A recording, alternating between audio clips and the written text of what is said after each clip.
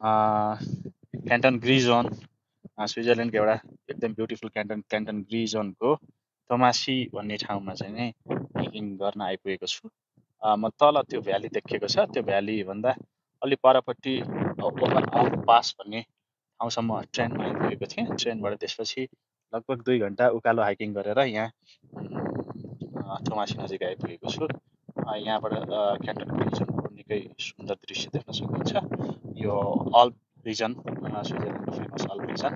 Also यो area चाहिँ नै किन फेमस छ भनेदेखि यहाँबाट चाहिँ नि जुन राइन रिभर छ, युरोपको द लार्जेस्ट रिभर राइन रिभर, यहाँ एउटा टोमा लेक भन्ने छ, जुन टोमा लेकबाट चाहिँ नि राइन रिभर सुरु भएको मानिन्छ। र म चाहिँ नि यो हाइकिङ रुटको लगभग अन्त्यमा आइपुगेको छु। अब टोमा लेकमा चाहिँ छु। जस्तै यो हाइकिङ निकै नै धेरै अप्ठ्यारो त होइन, तर थोरै अलिकति सियर फुटेडनेस हुनपर्ने, नभए चाहिँ नि भिरबाट चिप्लिने सम्भावना चाहिँ छ। यो देखिएको जुन ताल छ, यो चाहिँ टोमासी हो। अनि यहाँ चाहिँ साइनबोर्ड छ, टोमासी चाहिँ ठ्याक्क आइपुगेको छु। तलपट्टि हिँडेर जान सकिन्छ। अनि यहाँनिर बोर्ड चाहिँ नि बोर्ड सानो किल्ला चाहिँ ठोकेको छ, यो राइन रिभरको उत्पत्ति भनेर लेखेको एउटा जुन छ राइन अर स्प्रुङ, सायद यो अब जर्मन भाषामा राइन अर स्प्रुङ भनेको चाहिँ नि राइन रिभरको उत्पत्ति हुन सकिन्छ।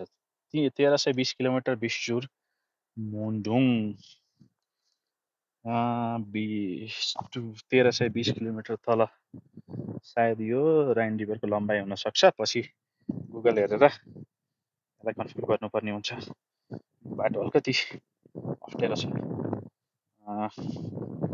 यहाँ चाहिँ अलि होसियार भएर चाहिँ ढुङ्गा यहाँबाट चिप्लिने सम्भावना बढी छ। लाउन भएन चिप्लेर। यति माथि फेरि लगभग हामी 2300 मिटरको हाइटमा छौँ। 2300 भनेको अल्पाइन रिजन हो स्विजरल्यान्डमा, यो भनेको अग्लै हुन्छ। अनि यस्तो हाइकिङ रुटहरूमा चाहिँ तपाईँको यो जुन रातो र सेतो चिन्ह भनेको यो चाहिँ नि अलिकति खतराको सङ्केत हो भनेको। हाइकिङ गर्दाखेरि पहेँलो बाटो छ भने पहेँलो चाहिँ नि सजिलो हाइकिङ रुट भयो, रातो र सेतो छ भने अलि डिफिकल्ट हाइकिङ रुट हो। त्यसमा चाहिँ जुत्तादेखि लिएर आफ्नो गियरहरू राम्रो लिएर जाँदाखेरि राम्रो। अब त्यहाँ चाहिँ नि टोमामा अब यहाँ मान्छेहरू पनि स्विमिङ खेलिरहेको देख्छु। एकदम निलो पानी, एकदम सफा पानी छ। निकै नै सुन्दर र मनमोहक दृश्य देख्न सकिन्छ। साथै जुन बाटो छ अहिले समर भएको कारणले गर्दा चाहिँ बाटोमा यो अल्पाइन रेन्जमा पाइने निलो र पहेँलो फुलहरू एकदम राम्रो फुलेको छ। अनि खासै गर्मी पनि छैन अहिले। टेम्परेचर लगभग 15-17 डिग्री होला यहाँ माथिपट्टिको टेम्परेचर। तलपट्टि जुरिकमा जहाँ म बस्छु उताको टेम्परेचर चाहिँ नि लगभग आज 35 डिग्री हुनुपर्ने हो। सो एकदम गर्मी भयो अथवा चाहिँ नि गर्मी छल्नु पर्यो भने जुरिकमा भएको मान्छेलाई यहाँ आउन लगभग कति मलाई 3 घन्टा जति लाग्यो पब्लिक ट्रान्सपोर्टबाट। पब्लिक ट्रान्सपोर्ट पनि एकदम कन्भिनियन्ट छ। यहाँसम्म आइपुगेर हाइकिङ गर्दै यहाँसम्म आइपुग्न निकै नै राम्रो क्यान्टन छ। मेरो फिस एक्सपर्ट फिस सुपरभाइजरले उहाँले चाहिँ मलाई रेकमेन्ड गर्नुभएको थियो तालमा जाऊ, ताल एकदम निकै नै राम्रो र सुन्दर छ। मैले यहाँबाट माछा पनि देखेँ। लगभग यो तालमा चाहिँ म जुम गर्ने ट्राई गर्छु है त, तर अब यो टल्केर खासै देखिँदैन। तर त्यहाँ चाहिँ नि माछा छ कि हो ल, क्यामेराले चाहिँ नि अलिअलि चाहिँ देख्यो है, पानीको रिफ्लेक्सन बढी भए पनि।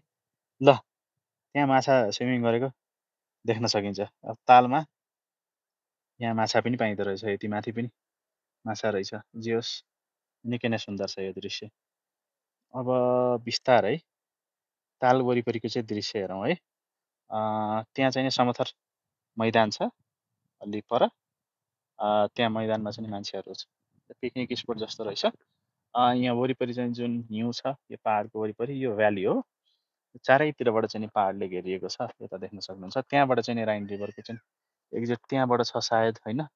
अहिले म एक्जिटतिर पनि लगाउँला।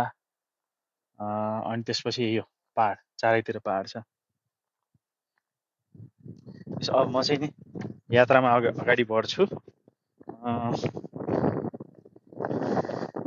हिँड्नलाई खासै दुःख पनि छैन। बाटोमा साइनहरू ठाउँ ठाउँमा देख्न सकिन्छ। तपाईँ हराइहाल्नु भयो भने पहिला जहाँबाट आइपुग्नु भएको थियो त्यहाँ जानुहोस्, त्यसपछि वरिपरि हेर्नुहोस् साइन कहाँनिर छ भनेर। पहेँलो अथवा रातो सेतो जुन साइन छ त्यो चाहिँ नि हिँड्ने बाटो हो। युजुअल हिँड्ने बाटोमा चाहिँ हिँड्नुभयो भने तपाईँ यहाँ अहिले आफ्नो ठाउँ डेस्टिनेसन भेटाउन सक्नुहुन्छ। यहाँ पनि ब्ल्याक बोर्डमा चाहिँ नि राइन रिभरको उत्पत्ति भनेर लेखेको छ।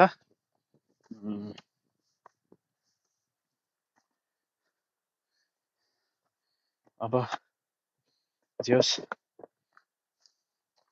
आजको यात्रा चाहिँ एकदम रमाइलो नै भयो भन्नुपर्छ। कि अरू क्यान्टनहरू जाँदाखेरि स्विजरल्यान्डको दृश्य अलिक फरक देखिन्छ। जस्तो कि म हिजो क्यान्टन भ्यालिस गएको थिएँ। क्यान्टन भ्यालिस र क्यान्टन ग्रिजोनमा फरक छ। ग्रिजोन चाहिँ नि काटीकुटी इस्टर्न नेपाल जस्तो लाग्यो मलाई चाहिँ नि। जुन ताप्लेजुङ एरिया छ, ताप्लेजुङ एरिया जस्तो क्यान्टन ग्रिजोन। यहाँ एकदम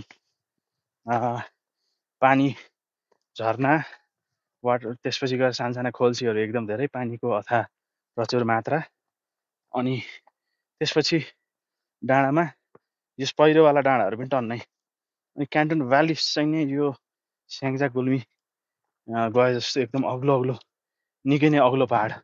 यहाँको पहाड चाहिँ नि अग्लो भन्दा पनि खासै त्यस्तो एकदम भिरालै चाहिँ नि ठाडै चाहिँ देखिँदैन, सम्मसम्म खालको चाहिँ पहाड देखिन्छ। भ्यालिसतिर म हिजो गएको ठाउँमा चाहिँ अलिकति एकदम स्टिप पहाड थियो। अनि हिजो जे होस्, म फर्किने बेला मौसमले पनि खासै साथ दिएन। धन्नै पानी र चट्यान त्योबाट चाहिँ थोरै जोगिएँ म, अलि छिटो हिँडेको कारणले गर्दा। आज पनि अब यहाँको मौसम चाहिँ यस्तो घाम लागेको देखिएछ। यसले के भन्छ भनेदेखि वेदर एपले सायद 5 बजेपछि चाहिँ नि यहाँको मौसममा चाहिँ बदली हुन्छ अनि त्यो चट्टान पर्छ। चट्टान र पानीको सम्भावना एकदम छ, किनभने यो हाई माउन्टेनमा छु अहिले म।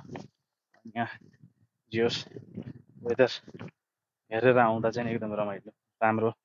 किनभने त्यो गर्नुभयो भने तपाईँ चाहिँ ब्याड वेदरमा फस्ने सम्भावना एकदम कम हुन्छ।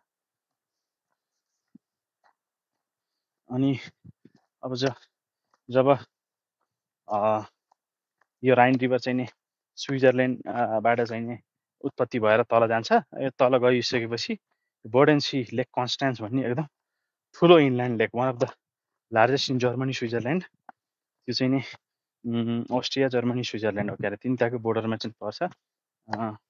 यहाँबाट सुरु भएर बोर्डेन्जी लेक कन्स्टान्स त्यसलाई चाहिँ इङ्ग्लिसमा भन्छ, त्यसपछि जर्मन भाषामा बोर्डेन्जी त्यहाँनिर गएर त्यो लेक चाहिँ नि त्यो लेक बन्छ। लेक बनिसकेपछि लेकबाट निस्किएर स्विजरल्यान्डको फेरि स्टाइन आम राइन, स्विजरल्यान्ड र जर्मनीको बोर्डर स्टाइन आम राइनमा बाट निस्किएर त्यसपछि बाजल हुँदै फेरि जर्मनी जान्छ। जर्मनीबाट इभेन्चुअली यो चाहिँ नेदरल्यान्ड, सायद रोटरड्याममा हो क्यारे, त्यहाँबाट चाहिँ नि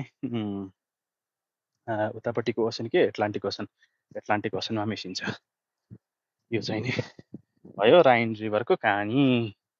अहिले चाहिँ नि ल यो लेकमा चाहिँ नि लेकमा जुन पानी आइरहेको छ माथिपट्टिको डाँडाहरूबाट, त्यो डाँडाहरूतिर चाहिँ नि जाँदैछु म। लेकबाट अगाडि बढिसकेँ म।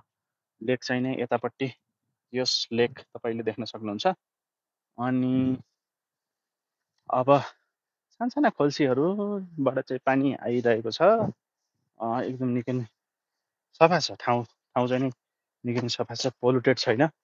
अनि बाटोमा मैले टन्नै टुरिस्टहरू चाहिँ भेटेको थिएँ, तर अरू ठाउँ जस्तो समर भ्याकेसनमा चाहिँ नि यो स्विजरल्यान्डको ठाउँहरू विकेन्डमा गइ नसाध्य नै हुन्छ लगभग, धेरै चाहिँ ओभर टुरिस्ट अथवा चाहिँ ओभर टुरिज्मले गर्दा।